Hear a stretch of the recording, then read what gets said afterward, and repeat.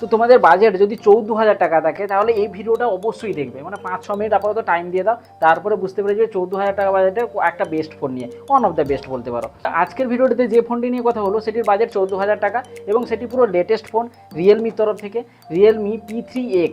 তো এই ফোনটি কিছুদিন আগে 1-2 মাস মতো আগে লঞ্চ করেছে। এই ভিডিওটিতে এই ফোনের পুরো রিভিউ সহ ফুল এক্সপিরিয়েন্স শেয়ার করব। তো চলো দেখে নিই এই ফোনটিতে কী কী স্পেশাল ফিচার্স আছে। এই ভিডিও বেশি সময় নষ্ট করবো না, তোমাদের সময়ের প্রচুর দাম, তাই সময় নষ্ট করবো না, আমরা পুরো ডাইরেক্ট চলে যাই আনবক্সিংয়ে। ফোনটিকে প্রথমে আনবক্সিং করলে দেখতে পাচ্ছ সেই রিয়েলমির সেই ঐতিহ্যমণ্ডিত ইয়েলো বক্স। তার ওপেন করলে আছে কেসটা ভালো কোয়ালিটি, কিন্তু দুদিন পরে হলুদ হয়ে যাবে, সেটা কিছু করার নেই। তারপরে আছে ডকুমেন্টসের জ্ঞান, তারপরে আছে সিম ইজেক্টর টুল, একসাথেই আছে। এবার আছে সেই ফোনটিকে দেখতে বেশ ভালো লাগছে, ইউনিক স্টাইল লাগছে, হ্যান্ড ফিলটাও ঠিক আছে। ফোনটিকে নিয়ে পরে কথা বলবো। তো তারপরে আছে 45 ওয়াটের চার্জার, বক্সে চার্জার থাকাটা কিন্তু একটা দারুণ ব্যাপার। তারপরে আছে type A to type C cable. তো এই ছিল পুরো বক্স প্যাকিং। তো এবার ফোনটিকে নিয়ে একটু নড়াচড়া করে নিয়ে যাক। প্রথমে ফোনটিকে দেখলেই কি দেখবো, ডিজাইনে বেগান লেদারের ফিনিশ আছে। সত্যি বলতে ফোনটির ডিজাইন আমার কিন্তু ভালো লেগেছে, পুরো ফ্রেশ লুক দিচ্ছে। আগেই বলেছি বেগান লেদারের ফিনিশ আছে, সাইডগুলো কিন্তু প্লাস্টিক, তবে ফোনটি একটু বড় ফিল হবে, ডিসপ্লেটাও বড় আছে আর ফ্ল্যাট ডিসপ্লে আছে, বক্সি ডিজাইন আছে। ফোনটির হ্যান্ড ফিলটা ডিসেন্ট বলতে পারো, ততটা গ্রিপ আসবে না। ক্যামেরা বাম হালকা আছে, তবে কেস লাগিয়ে ইউজ করলে ক্যামেরা বামটা মনে হবে না, তাই কেস লাগিয়ে ফোনটিকে ইউজ করবে। আর কেস তো বক্সই আছে। ফোনটিকে 3টি কালারে ভারতীয় মার্কেটে আমার কাছে যেটা আছে সেটা কোম্পানি থেকে ব্লু কালার বলছে, 3টি কালারে নর্মালি পেয়ে যাবে। আর ফোনটিতে হাইব্রিড সিম স্লট আছে, তো একটা সিম কার্ড, একটা মেমোরি কার্ড বা দুটো সিম কার্ড ইউজ করতেই পারবে, হাইব্রিড সিম স্লট। তারপরে ফোনটিতে সিঙ্গেল স্পিকার আছে, তবে আমার মনে হয় এই বাজেটে রিয়েলমি ডুয়েল স্পিকার দিলে হয়তো ভালো করতো, কিন্তু ফোনটিতে সিঙ্গেল স্পিকার আছে, মোটামুটি ডিসেন্ট কোয়ালিটি বল, ততটা বেশি কিন্তু লাউড নয়। ফোনটি কিন্তু আগেই বলেছি একটু লম্বা টাইপের, ফোনটিতে ব্যাটারিও সেই লম্বা টাইপেরই আছে। 6000 mAh ব্যাটারি আছে, 45 ওয়াটে চার্জিং। তো 6000 mAh ব্যাটারি 1-1.5 দিন তো আরামসে চলে যাবে, কোনো অসুবিধা হবে না নর্মাল ইউজে। আর আমি এই ফোনটিতেও ব্যাটারি ড্রেন টেস্ট করেছিলাম, মোটামুটি 4 থেকে 5% ব্যাটারি ড্রেন ইস্যু আছে। আর এই ফোনটিতে 90 মিনিট বা 80 মিনিটসে ফুল চার্জ হয়ে যাবে। ফোনটিতে 6.7 ইঞ্চি ফুল এইচডি প্লাসের ডিসপ্লে আছে, যেটা অ্যামোলেড কিন্তু নয়, নর্মাল ডিসপ্লে, এলসিডি ডিসপ্লে।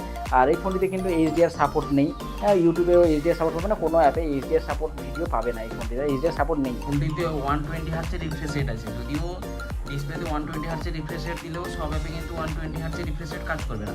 তো ইউটিউবে 60 হার্টজের রিফ্রেশ রেট কাজ করবে, আর ক্রোমে 90 হার্টজের রিফ্রেশ রেট কাজ করবে। আর এই ফোনটিতে 950 নিটসের পিক ব্রাইটনেস আছে। অন্যান্য ফোনের তুলনায় এই ফোনের ব্রাইটনেসটা কিন্তু অনেকটাই কম। তো আউটডোরেও যদিও কোনো অসুবিধা হবে না, তবে এই ফোনটিতে আমি আউটডোরেও চালিয়ে দেখেছি এবং ইনডোরেও ভিডিও চালিয়ে দেখেছি, কালারগুলো কিন্তু কোনো রকমের কম্প্রোমাইজ করেনি, কালার ঠিকই আছে এবং মাল্টিমিডিয়া এক্সপিরিয়েন্সটাও দারুণ লাগবে। বিশেষ করে ইউটিউবে ভিডিও চালিয়ে দেখেছিলাম, দেখ তোমরাও দেখতে পাচ্ছ, কোয়ালিটি কিন্তু ঠিকই আছে। মানে প্রাইস হিসাবে আমি বলতে পারি ডিসপ্লে কোয়ালিটি, মাল্টিমিডিয়া এক্সপিরিয়েন্স কিন্তু পুরো ডিসেন্ট ভালো আছে। ডিসপ্লেটা আর্মার সেল প্রোটেকশানে আছে, তো হালকা হাত থেকে অ্যাক্সিডেন্টলি পড়ে গেলেও ডিসপ্লে ক্ষতি হবে না। আর IP69 এর রেটিংস আছে, আর এখনকার তো এইসব IP69 রেটিংসটা পুরো কমন হয়ে গেছে, যে কোনো 10-12 হাজার টাকা ফোনেও সে IP69 দিয়ে দিচ্ছে, তো আরামসে ডাস্ট এবং ওয়াটার রেসিস্ট্যান্স বলতে পারো। এবারে এই ফোনটিতে অ্যান্ড্রয়েড 15-এর আপডেট আছে, রিয়েলমি OS 6-এর আপডেট আছে। তো অ্যান্ড্রয়েড 15-এর আপডেট 2 বছরের মেজর আপডেট পেয়ে যাবে, 3 বছরের সিকিউরিটি আপডেট পেয়ে যাবে। তো আপডেট নিয়ে রিয়েলমি তো কোনো রকমের কম্প্রোমাইজ করে না, আপডেট মোটামুটি টাইমে দিয়ে থাকে। অনেক প্রি ইনস্টল অ্যাপ আছে, অনেক মানে অনেক। বাজেট ফোনগুলিতে রিয়েলমি এত পরিমাণে প্রি ইনস্টল অ্যাপ দিয়ে থাকে, তো বিরক্ত লেগে যাবে। তো এগুলো তোমরা অনায়াসে বা আনইনস্টল করতে পারবে। আর এই ফোনটিতে ডিফল্ট গুগল ডায়ালার আছে, তো তোমরা কল রেকর্ডিংয়ের অসুবিধা পাবে, বাকি তোমরা তো ঠিক জানোই। অ্যাপ ওপেনিং ক্লোজের সময় যে অ্যানিমেশন এই ফোনে কিন্তু আমি লক্ষ্য করিনি, তার মানে নেই। এই ফোনটিতে অ্যাপ ওপেনিং ক্লোজের সময় কোনো অ্যানিমেশন কাজ করছে না, নর্মালি ওপেন হচ্ছে, হালকা ল্যাগি টাইপ লাগছে। অ্যানিমেশন হলে একটু দারুণ লাগতো, ল্যাগি টাইপটা ফিল আসতো না। এতে UFS 2.2 storage type, LPDDR4X RAM type আছে। র্যাম ম্যানেজমেন্ট ওকে টাইপ ভালো আছে বাজেট অনুযায়ী। ফোনটিতে র্যাম ম্যানেজমেন্ট বলে দিলাম, স্টোরেজ টাইপ বলে দিলাম, প্রসেসর কিন্তু বলিনি। এই ফোনটিতে ডায়মেনসিটি 6400 প্রসেসর আছে, যেটা 6300 আপগ্রেড বলতে পারো, জাস্ট একটু আপগ্রেড, নাম আলাদা করে দিয়েছে। আর এই প্রসেসরগুলো এই বাজেটের ক্ষেত্রে ঠিকই আছে। এই ফোনটিতে 4 লাখ প্লাস আন্তত স্কোর পেয়ে যাবে। থ্রটলিং ইস্যু এই ফোনটিতে যত বেশি দেখিনি, থ্রটলিংও ঠিকই আছে, কন্ট্রোল আছে। 60 FPS তোমরা BGMI খেলতে পারবে কোনো রকম অসুবিধা ছাড়া। মোটামুটি হিটিং আমি লক্ষ্য করিনি, গেম এক্সপিরিয়েন্স কিন্তু ভালো। ডিসপ্লে পারফরম্যান্স এগুলো সব কিছু মিশিয়ে অলরাউন্ডার হিসাবে দিয়েছে। এবার বলবো এই ফোনটিতে ক্যামেরা। এই ফোনটিতে ক্যামেরা কিন্তু আমার সেলফির মোটেও ভালো লাগেনি, আমি আগেই বলে দিচ্ছি। এই ফোনটিতে মেন ক্যামেরার মানে ব্যাক ক্যামেরাটা ঠিকই আছে, কিন্তু সেলফি আমার মোটেও পছন্দ হয়নি। ব্যাকে 50 মেগাপিক্সেলের ওমনিভিশন সেন্সার আছে, আর 2 মেগাপিক্সেলের এমনি নর্মাল ডেপথ সেন্সার বলো, যা খুশি বলো।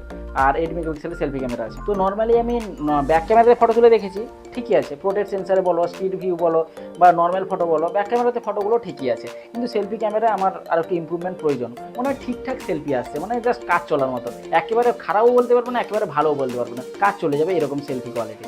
আর ফটো কোয়ালিটি প্রোটেক্ট সেন্সারের ফটোগুলোও ঠিক আছে, তোমার ডিটেলিং তোমরা দেখতেও পাচ্ছ ভালো আছে, নেচারের ফটো আসার চেষ্টা করছে, হালকা বিউটিফাই আছে যদিও সেলফিতেও, আর ব্যাকেও হালকা বিউটিফাই হচ্ছেও, তাও ফটো কোয়ালিটি ঠিক আছে। 1080p ভিডিও রেকর্ডিং করতে পারবে সেলফিতে, এই বাজেটে 4K আসাও করবে না। তো আর এই ফোনটিতে ব্যাক ক্যামেরাটিতেও 1080pতে ভিডিও রেকর্ডিং করতে পারবে। এটা হচ্ছে 1080p 60 fps এ তোলা, ঠিকই আছে। Zoom zoom zoom zoom. এই ফোনটিতে ফুল স্পেসিফিকেশনের সাথে ফুল এক্সপিরিয়েন্স শেয়ার করলাম। তো কারোর বাজেট যদি 14,000 টাকা থাকে তাহলে এই ফোনটি চেক আউট করতে পারো। এটা বলছি না যে এটা একেবারে বেস্ট অপশন, মানে 14,000 টাকা বাজেট লক্ষ্য করলে তোমরা ডিসেন্ট ক্যামেরা, ডিসেন্ট প্রসেসর এবং ভালো ডিসপ্লে পাচ্ছ। তো তোমাদের বাজেট যদি 14,000 টাকা থাকে তাহলে তোমরা এই ফোনটিকেও চেক আউট করে নেবে। তো আজকের ভিডিওটি এই পর্যন্ত। ভিডিওটি যদি ভালো লেগে থাকে তাহলে অবশ্যই লাইক এবং সমস্ত বন্ধুদের সাথে শেয়ার করে দিবে। তাহলে দেখা হবে নেক্সট ভিডিওতে। আর নেক্সট ভিডিও দেখার জন্য অবশ্যই চ্যানেলটিকে সাবস্ক্রাইব করে পাশে বেল আইকনটাও প্রেস করে রাখবে। তো দেখা হচ্ছে তাহলে নেক্সট ভিডিওতে। টাটা।